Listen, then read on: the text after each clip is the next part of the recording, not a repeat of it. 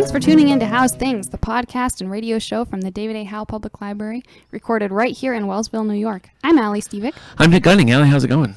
Pretty good. Loving this frigid snap of weather. Oh, absolutely. Mm-hmm. I like when I walk to work wearing gloves and my hands just feel like rocks, Yeah, I had a hood the other day, and I thought surely this will keep me warm enough, but it did not. My ears were decorative by the time I got where I needed to go. It's Happy New Year. This is the first podcast we've done together in 2022. That's true. I can't believe it's 2022. Every time I go to write the date or look at the calendar, I'm just like, what's going on? Yeah. I don't understand. Yeah, I hear you. It's one of those things where it still feels like we're in 2020, and it definitely does. 2022 So 2 years later, Yep. We're just playing same catch song, up. second verse. We're just well, today we're going to be talking about some page-to-screen adaptations coming in 2022, which I'm always excited about. This is one of my end-of-year things that I like to do. Look at lists like this and make sure that we have the books ready. Because I always like to... How do you feel about this? Do you like to read the book when it's being made into a movie? Are you a strict one or the other? Are you only book? I tend to try and read books before I watch the movie. Yeah. Sometimes I go backwards, or I don't realize that there's a book, and I watch the movie, and then I find out there's a book, and I'm like, what? But whenever I can, I like to first read the book and then go on to the movie. Well, that's very studious of you. That's commendable. I've got a pretty decent list today, so I thought we'd cover that. And you've got some YA adaptations coming out too, don't you? I sure do. I can't wait. Before we get into that, though, let's talk a little bit about the things we've been reading. Let's open up our books and see where our bookmarks are. What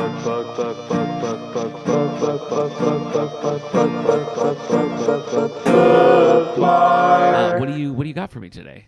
All right, so I just finished A Very Large Expanse of Sea by Tahira Mafi. I think that's how you pronounce her name. Oh, okay. So the title is A Very Large Expanse of Sea. I thought you were describing the book. Oh, no. Okay. There were times where it did feel like a large expanse of sea. I'm like, all right, let's get to the land. Okay. Here. Okay. It was pretty good overall. What is this? What is it about? This is a YA book. It's like a romance. It's about a Muslim teen who falls in love with a guy who is white and not Muslim. I see. And, that's a point of contention. Sure. He's like the high school basketball star, Nice. and she's kind of like the sort of on the sidelines kind of person. Okay. It was pretty good, and I thought it did a really interesting job of exploring some, dealing with hate when you're only, 16. Yeah. And, it's set just a few years after 9/11. Oh, wow. Yes. So... That's a heavy time. Yes, it's a heavy time, but it was also, I don't know, it was very emotional and, really dug into the romance kind of story. Yeah. Such that sometimes it just felt like more conversations between the two of them and emotions. And I was kind of like, all right, okay, yeah. I get the idea.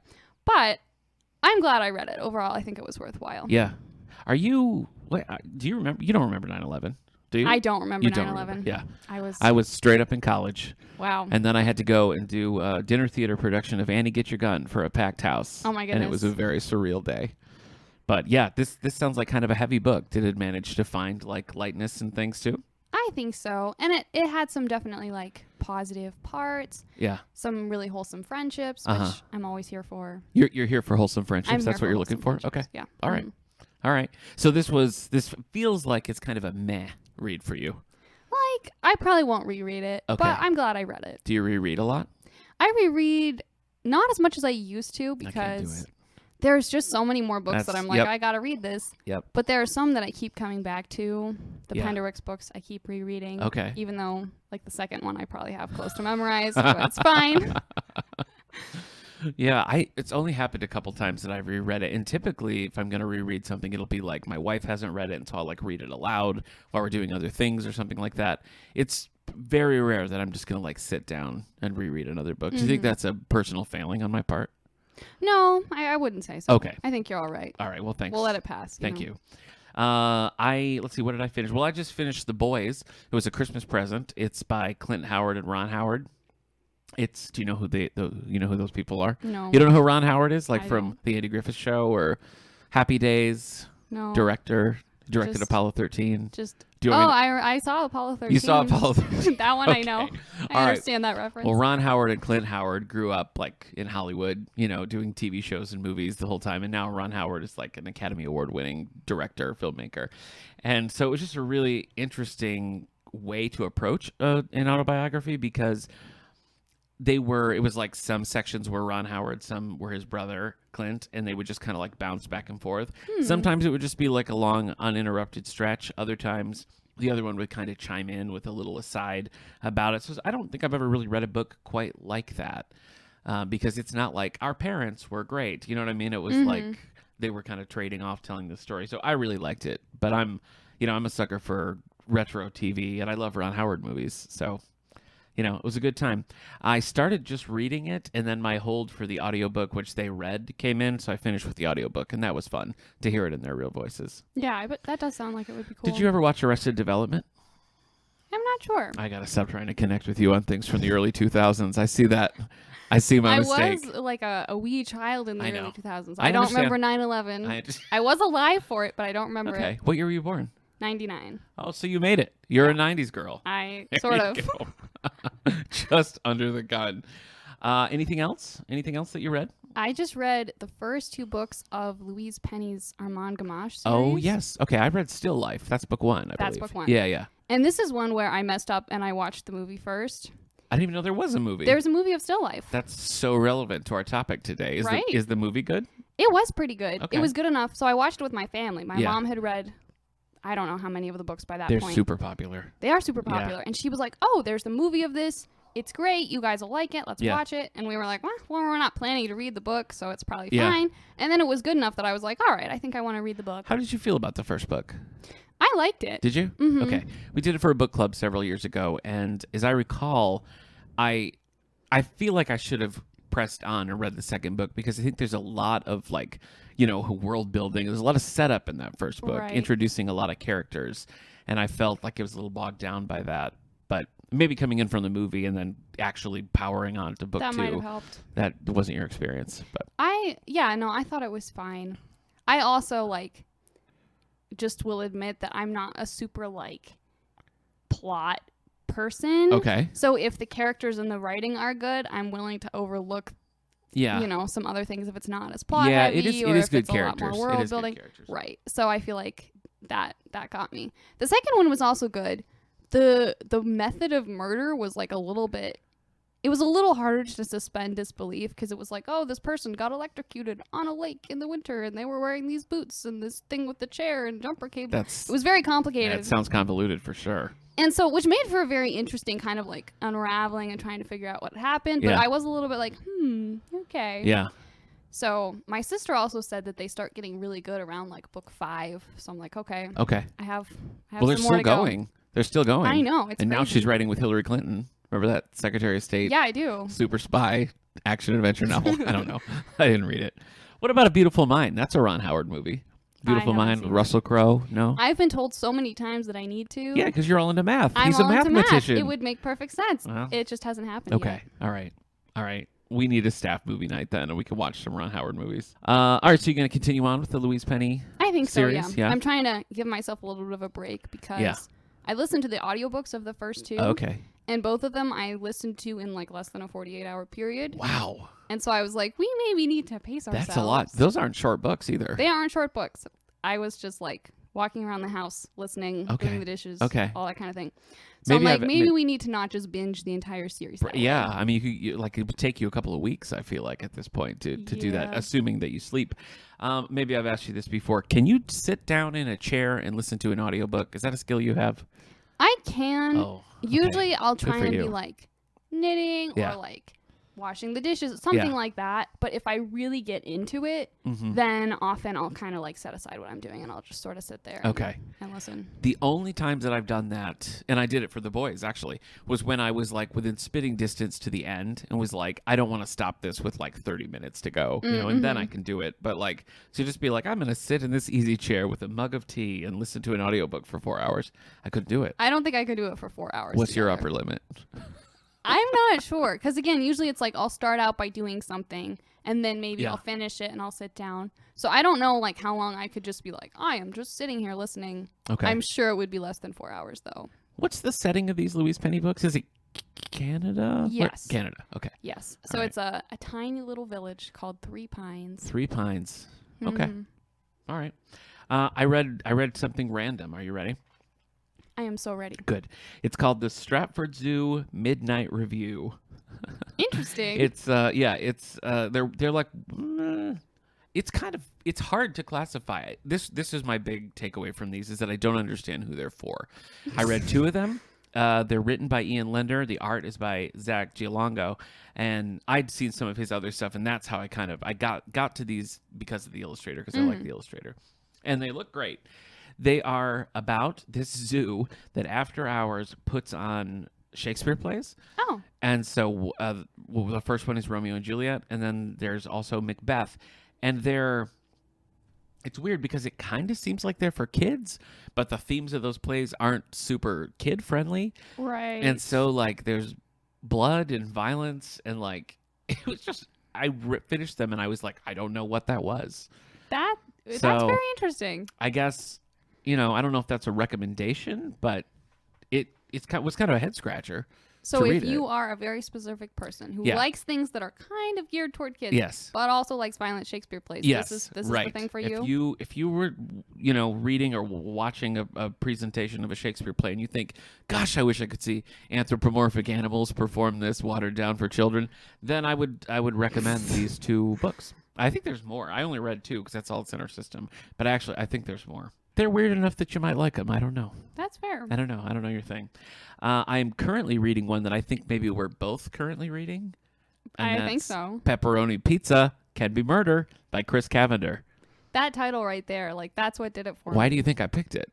It's because of that title. Yeah. It's an amazing title. It's so clumsy. You know what I mean? It's not a turn of phrase. You don't say pepperoni pizza can be anything. No. You know what I mean? So I took pity on it, and I've been reading it. Well, how are you? You haven't finished? No, I'm getting close, but I haven't finished yet. How are you feeling? I'm enjoying it.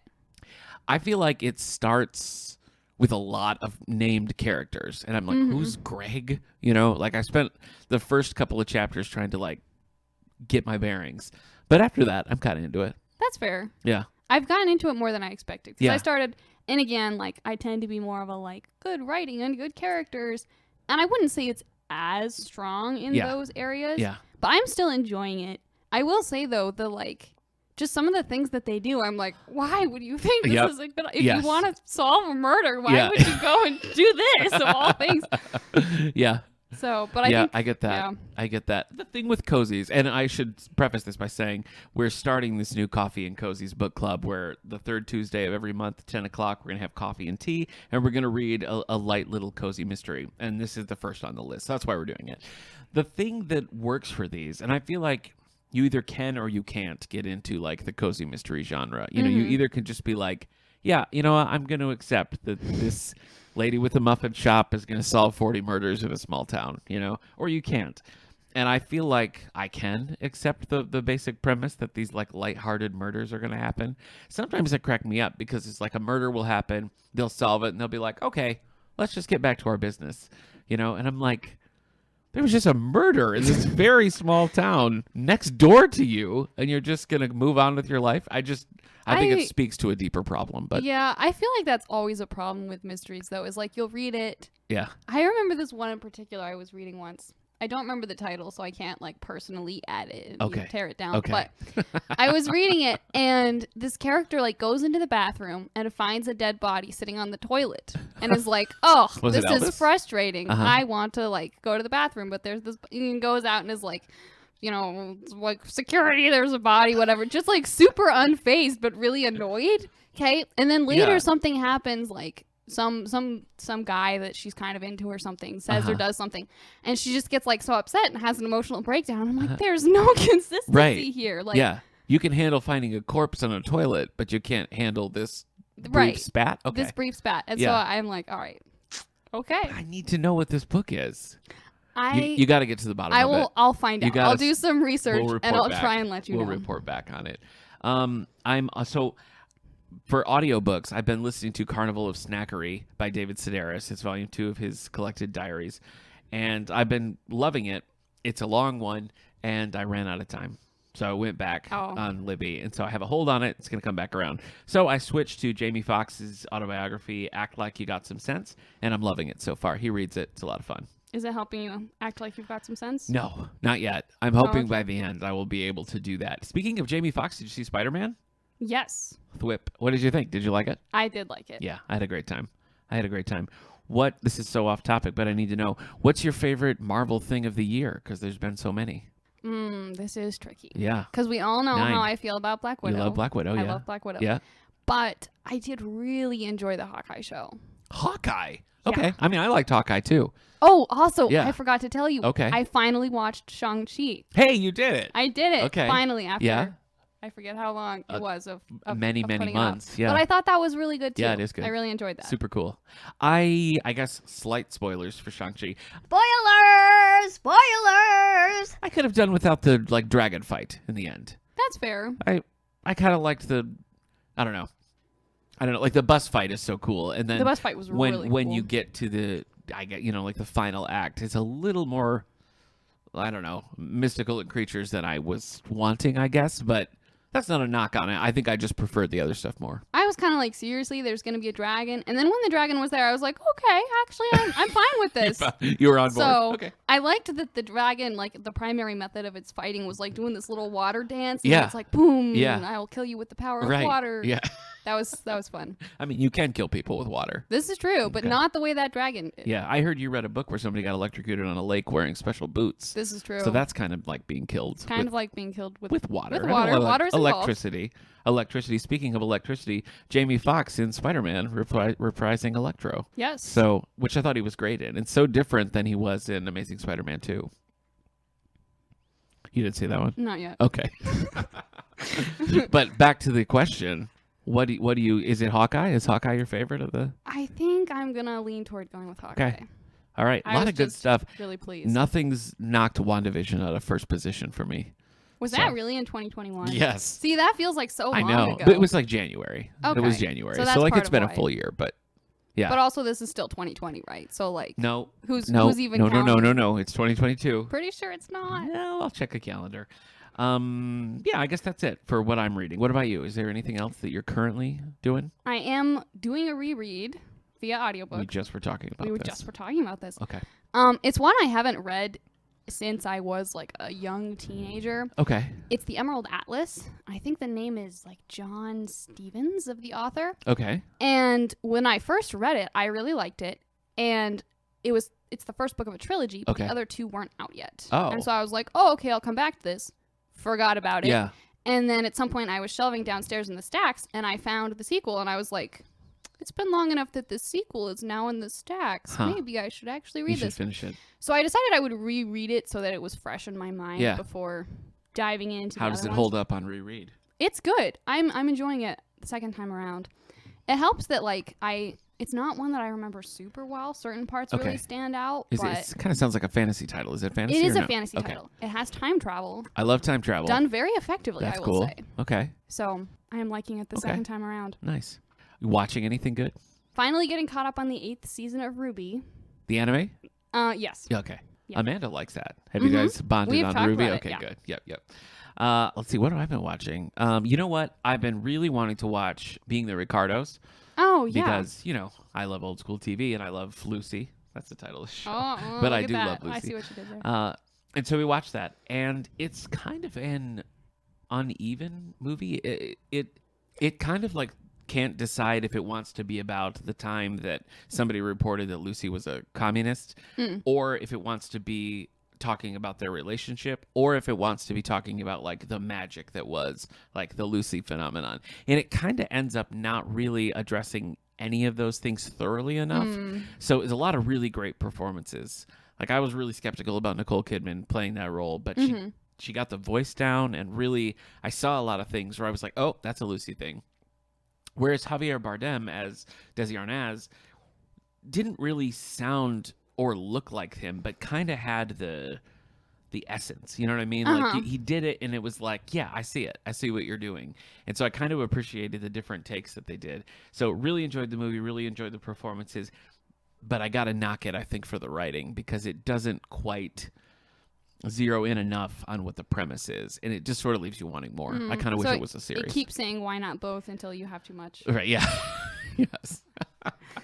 I finished The Wheel of Time. Did you ever watch more than just the bloody pilot? Nope. Okay. Never did. All right. Well, it ends pretty strong, but it is kind of violent, so, maybe you made the right call. Maybe. Yeah. We'll never know now. I guess not. There's no way. You can't go back. Absolutely. You can't go There's back. no turning back. Is that everything for the good of Bookmark? I believe so. Okay. Well, let's move on to some book news. Look into the future to see what it proves. It's time for book news. I thought today we'd take a look at the Washington Post bestsellers for paperbacks. So the hardcover fiction or the combined ebook and print that we typically do is more an indication of what is like, what's new, what's coming out, And so that's not always a great indication of what the majority of people are reading. So I kind of like to look at some of these other lists because I feel like this is stuff that's been around for a while. And so it's like, what are people still gravitating towards? And it's some interesting choices on the list here. So number 10. The Thursday Murder Club by Richard Osman. Not Osmond like Donnie and Marie, just Osman. Donnie and Marie were performers in the 70s who would, it's never mind, it's not worth it. Two men and two women in their 70s, not the 70s, their 70s, joined forces to catch a killer. That's kind of cool. How do you feel about a couple of geriatric detectives teaming up? That sounds fun to me. Like, I feel like, I don't know why the amateur mystery game is like a explicitly 20s to 40s kind of thing, but I feel like that's, it's a little exclusive. So. Okay. All right. Number 9, Dune by Frank Herbert. In the classic science fiction novel, a young boy survives a family betrayal on an inhospitable planet. Huh. What a curious summary of Dune. I suppose that's true. Would you like to give us your summary? No, it would take a half hour. And I did a whole episode on it, so go back into the House Things archives and listen. Your feelings on Dune? Read it? Watched it? I have not read it or watched it. Okay. You interested? I am interested, but it's a little, it's not super high on the list. Okay. We'll make our way there eventually. All right. I think the new movie is a pretty decent entry point as long as you know that it is a part 1 in the extreme. That has like Zendaya and Timothy Chalamet. Yeah, Oscar Isaacs. Yeah, it's a good cast. Yep. Number 9, The Night Watchman by Louise Erdrich, another popular author here, and one I constantly confuse with Louise Penny. So all those Louises. Yep. What are you gonna do? A night watchman who is also a Chippewa Council member battles Native American dispossession in 1953. That sounds interesting. That does sound cool. Number 7, People We Meet on Vacation by Emily Henry. Two college best friends who had a falling out reunite for one more vacation together. Huh.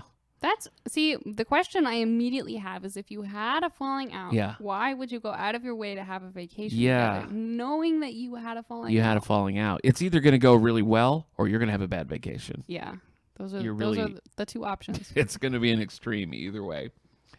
Number 6, The House in the Cerulean Sea. This is a tour book, so I believe that means it's probably, fantasy. By T.J. Klune. A caseworker is sent to investigate 6 magical misfits at an island orphanage.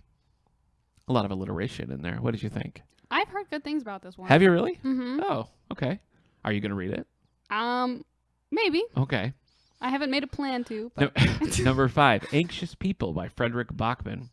A failed bank robber holds a group of anxious strangers as hostages. That sounds interesting. So my question here, though, is, are they inherently anxious, before the bank robber? Yeah. Or are they anxious because I think most people would be because they're being held hostage. Right. But the way it sets it up, it kind of makes it sound like these are people who already have you kind get of the like impression. an anxiety thing, and he specifically found these people with anxiety and brought them together. Yeah, maybe it's a situation where they're so anxious that they want to go to the bank when their lines are short. They've got it down to a science, so they're all there at the same time. And then the bank robber. Yeah. I've not read a Frederick Bachmann book, though they've been. It seems like when new one comes out, there's kind of like a groundswell. I feel like Frederick Bachmann tends to be a sleeper hit rather than like everybody's talking about it. It's more like, oh, I've read that. Speaking of sleeper hits, Colleen Hoover. Do you know the author Colleen Hoover? See, I follow one very specific person on TikTok who's obsessed with Colleen Hoover. Okay. Never read any Colleen Hoover, but I know about her because of that. Well, so I ordered one of the audiobooks recently, and I keep seeing them on the list. Like Barnes & Noble does a Hot 100, like what people are buying and stuff. And like all of Colleen Hoover's books are on there. And I'm just like, why? Like, where is this coming from all of a sudden? Yeah.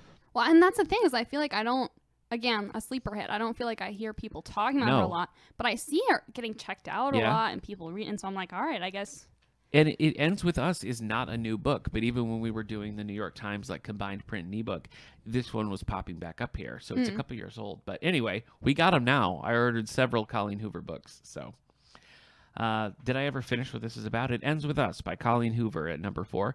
A woman questions her relationship with a commitment-phobic partner when her old flame appears. Oh. How do you feel about commitment? What kind of commitment? You seem phobic about it. Book number 3, Circe by Madeline Miller. This follow-up to Song of Achilles. Well, that's new information. I didn't realize that it's a follow-up. I've read Circe. Did you read Circe? Mm-mm. Feels like your jam. It does feel like my jam. This follow-up to Song of Achilles is about the goddess who turns Odysseus' men to swine. Okay. Number 2, The Song of Achilles. So there you go.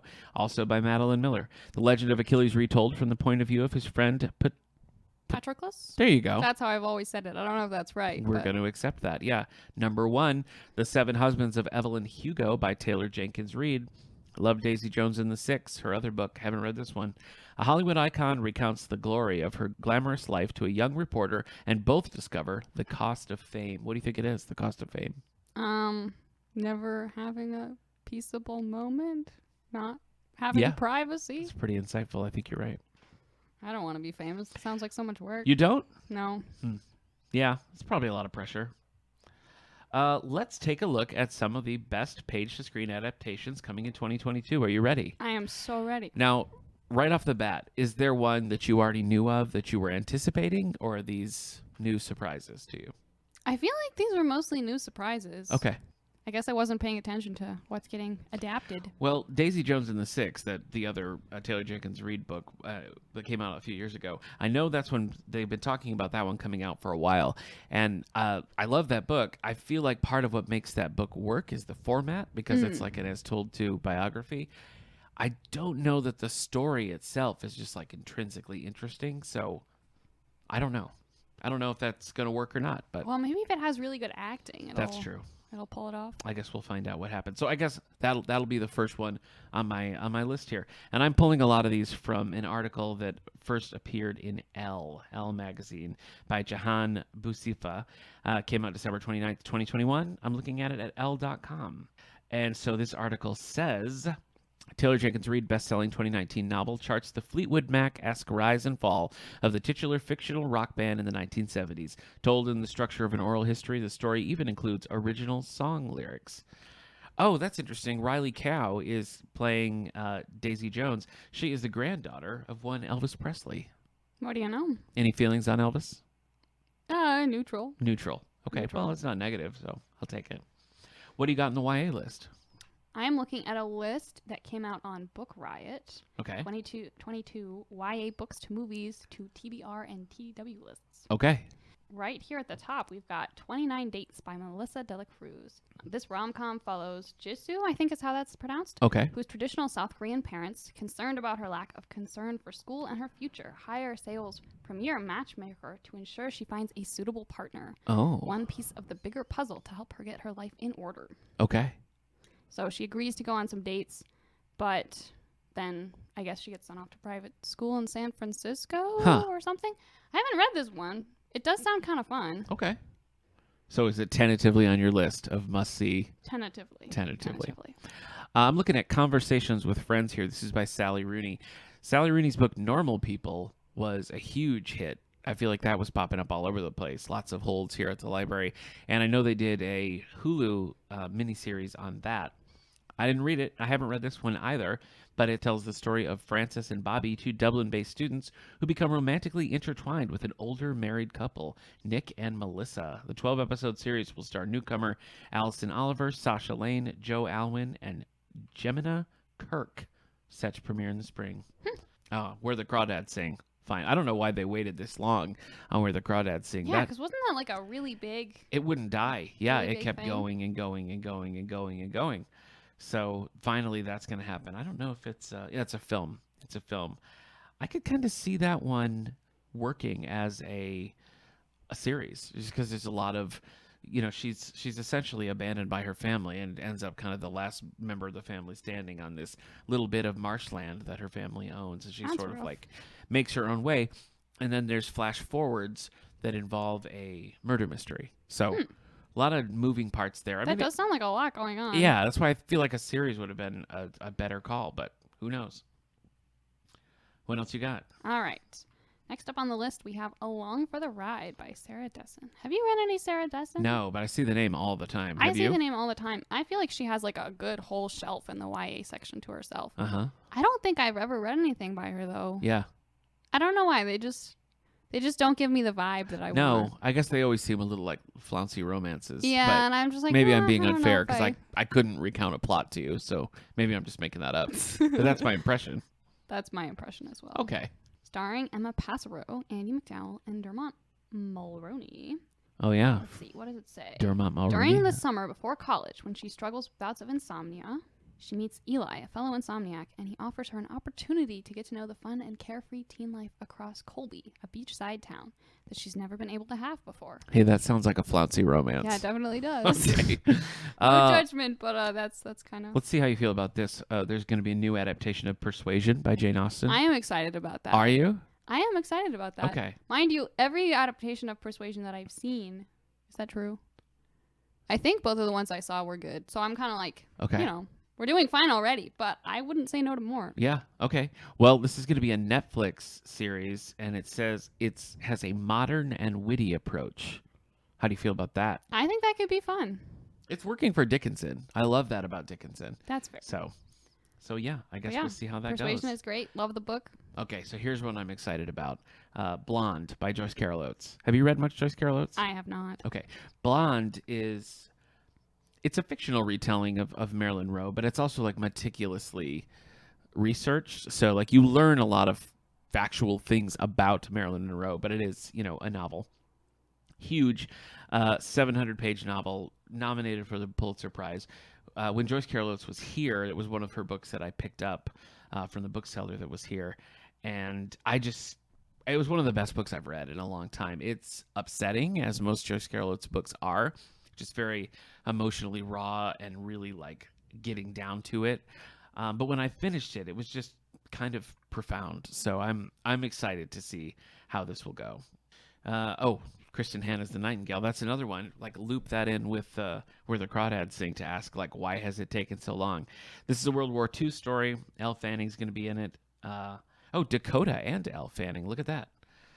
And yeah, I remember this being announced a couple of times, and then like being delayed because the world fell apart. Right, understandable. But supposedly it's supposed to come out around Christmas this year, so we'll see. That sounds cool. Yeah. How is the YA world looking over there? The YA world? Yeah. We've got Aristotle and Dante Discover the Secrets of the Universe by Benjamin Alire Saenz. Yes, so this is one that I love the cover of it. I always want to read it and just have failed. I haven't gotten to it yet. I'm in love with the title, though. Yeah, it's a good. Like, that's I know. great. But, okay, let's see here. Set in El Paso, Texas in 1987, this award-winning novel follows two lonely Mexican-American boys through friendship, self-discovery, and ultimately love. Apparently, Lin-Manuel Miranda is one of the co-producers on this film. Oh, there you go. How do you feel about Lin-Manuel Miranda? I'm a fan. Okay. I like his work, you know. All right. Did a few things that were okay. Okay. Have you seen Encanto yet? I have not. Okay. I want to. That's Lin-Manuel Miranda music. Okay, here's one that's interesting. Killers of the Flower Moon. This is based on the nonfiction book, The Osage Murder and the Birth of the FBI. I haven't read this. My old pal Eric did and loved it. This is being adapted for an Apple Plus film. It's by Martin Scorsese. Got a great cast. Jesse Plemons, Leonardo DiCaprio, Lily Gladstone, Brendan Fraser, Robert De Niro. Supposed to come out this year. I am looking forward to this one. I'm typically not a huge Scorsese fan, but it's just such an interesting topic. And I actually did quite like The Irishman, which is his most recent. So one that I'm looking forward to, even though I maybe don't exactly have a right to yet. They're making... You'll find out why you don't in have a minute. Right to. Well, okay. I haven't read the book yet. Okay. And so it's like...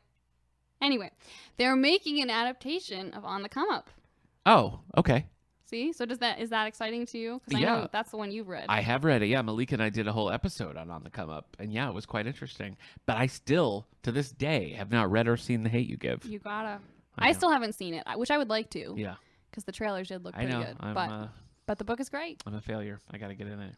Let's see. There's also one that I thought was interesting. Okay. First Kill by V.E. Schwab from the anthology Vampires Never Get Old. Apparently... they're making an 8-episode first season of this show about this. Okay, let's see here. So wait, this is like a short story? That was my response as well. Okay. I'm like, okay, you took a short story and you're making a show. Yeah. That's a lot. That's a lot of, kind of content to generate, which is why I thought this was interesting. This is what it says. Looking for a completely fresh take on vampire lore? The First Kill adaptation is based on Schwab's short story in the YA anthology, Vampires Never Get Old, and follows a teen vampire and a vampire slayer who find themselves falling for each other in what could only be described as a lethal and steamy romance for the ages. I'm just asking myself, if this is a short story, where are they gonna find the content? Guess it's just a branching off point. I guess that's weird to me. Aren't we like 5 years past the like vampire craze? That's sort of what I would have thought, but that's interesting. I don't know. Yeah, I've been V.E. Schwab's other stuff has been so popular. Okay. All right. I don't know what to tell you. What do I know? I don't have the power to green light things, so somebody sees something in it. Here's an odd one. The Talented Mr. Ripley by Patricia Highsmith is getting adapted again. So this was made into a movie in 1999, the year of your birth, with Matt Damon and Jude Law, and now it's going to be turned into a Showtime series just called Ripley.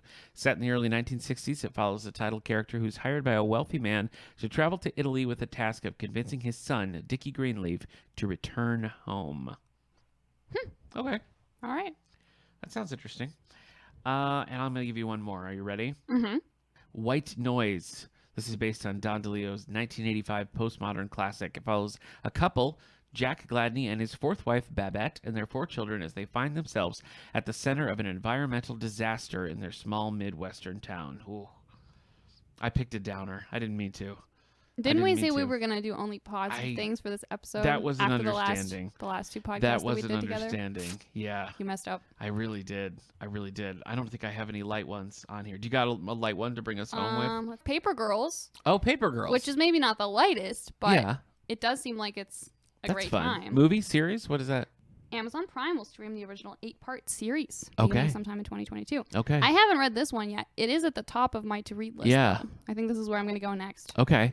So now that you know the series is coming out, are you more inclined to read it, or is it like do you have to question whether or not? Because reading it will probably spoil the end of the series, obviously. So which one do you care about more? I definitely care more about reading it You first. care more about the comics. Yeah. Okay. So I will read it and then probably I can watch respect the that. series. That seems, I mean, just reading it's hard not to, when you have like kids in sort of an 80s setting on bikes, like fighting supernatural things, how can you not think of Stranger Things? I know. And it kind of feels like as a real no-brainer to have it be a series and kind of fill that gap. So well, it feels like this could be the like high school feminist kind of counterpart to Stranger Things. And good point. Isn't that something we all need? Good point. Yeah. So, and I asked on the teen Discord server. Yes. In expectation of this podcast. Sure. If there were adaptations people were looking forward to, and this one got an honorable mention. Okay. So all there you have it. All right. Yeah. I totally forgot that was happening, but I'll definitely see that. So there are these and many more. We'll share the lists on Twitter, which you can find at All the Book Show. We have most of these in the collection as I'm looking through here, so we're in pretty good shape for our page to screen. We're doing good. I smell a page to screen display in our future, so that's pretty exciting. In other teen YA news, the Youth Media Awards are coming out pretty soon, which is always exciting. So we'll have to keep an eye out on that and see what makes the cut. Do you have a YA book from 2021 that you read that you feel like, yes, this is high on my list? Do you like when I put you on the spot about things like that? I absolutely like it when you put me on the spot about things like that. Did Concrete Rose come out in 2021? I did, yes. I really liked that one. Okay. That's a prequel to The Hate You Give? Yes. Okay. Yes. So, and I thought it paid off well as a prequel, but also I think it could stand alone fine. Okay. So. Did I hear, is something being done with that? Is that being adapted as well? I haven't heard any news of that, but that doesn't mean it's not happening. Good point. I guess I saw something somewhere along the line. Maybe just somebody snapped up the rights to it or something, but okay. You mentioned the teen Discord. How do if we got any hip teens listening out there, how would they connect with the teen Discord? So if you come into the library, I can give you a little piece of paper that has the link. Nice. Or if you would prefer to send a message on the Facebook or Instagram and say, hey, I want the link to join, I can send it to you that way as well. Okay. And what teen programs do you have coming up? So this Tuesday, which is going to be the 18th of January, I am trying a favorite book speed dating. Oh. So the idea here is that you'll bring your favorite book or you'll come here and find it on the shelf. Okay. And you'll sit in a circle and we'll pass them around and you have like 5 or so minutes to read someone else's favorite book and see kind of what you think of it. And then we'll keep passing it around. Okay. So I'm kind of excited. Have you made your own selection for what you're going to put into the circle here? Not yet. I need to think about it. Okay. Yeah. All right. And as far as like regular programming and stuff, if teens are wanting to get involved, like what's a good time to come to the library? To come to the library? Yeah. Generally on Wednesday afternoons around 3, often I'll have something going on. Or if I don't, it's still a great place to hang out. We've added some more comfortable chairs in the YA section. Yeah. I'm loving it. I want to spend all my time there. I know. Yeah, the nice corner right here where you got a nice rug, you got the cushy like beanie bag kind of seats. It's great, surrounded by all the manga, which is everything you need in life. So For sure. Okay. Sounds like good times happen at the David A. Howe Public Library. And as I mentioned, our book clubs are firing up again. The first one is Pepperoni Pizza Can Be Murder, but we're going to have a new cozy mystery every month on that third Tuesday, so you can get your copies here at the library. And the Contemporary Classics Book Club is going to be starting up in the next couple of months. So lots of fun book club, craft classes, auditorium kicking up again. Lots of things going on here at the library, so stop in and see us, hang out. Absolutely. Allie, thanks for podcasting with me. Thanks for having me. All right, we'll see you next time, everybody.